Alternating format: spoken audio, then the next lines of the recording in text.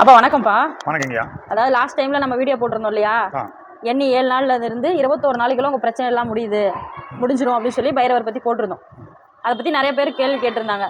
7 நாளையிலேருந்து 21 நாளைக்குள்ள எப்படி முடியும் உங்க பிரச்சனை அப்படின்னு சொல்லிட்டு. அதுக்கு வந்து ஸ்ட்ராங்கா இன்னைக்கு நிறைய பேர் வந்துட்டு போயிட்டாங்க, வேண்டுதல் நிறைவேறி. அதை பத்தி நீங்க என்னப்பா சொல்றீங்க, சொல்ல வரீங்க? இந்த பைரவர்கிட்ட வந்து வாக்குதேன் நம்ம எல்லாத்தையும் சொல்கிறோம். இப்போ தான் உங்கள் யூடியூப் சேனலில் போட்டிருக்கீங்க நீங்கள்.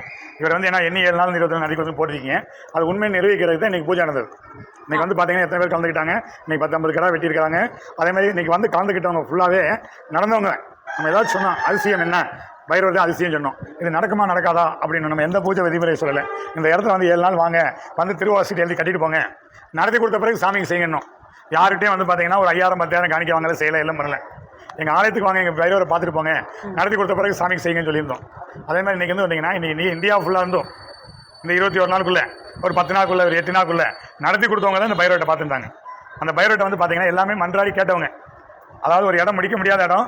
ஒருத்தர் வந்து பார்த்தீங்கன்னா இப்போ சமீபத்தில் திருப்பூர்கார் எல்லாம் முடிக்காமல் இந்த யூடியூப் சேனலில் பார்த்து இடமே முடியாமல் இருக்குது, எனக்கு ஒரு 5 இடத்துல இடங்களுக்கு எல்லாம் முடிக்கலாம் அப்படின்ட்டு இங்கே வந்து பாதிட்டு போய் 11ஆவது நாள் ஒரு இடம் முடிச்சு கொடுத்துருக்காரு இந்த கால பைரவர், இந்த அம்பாள்.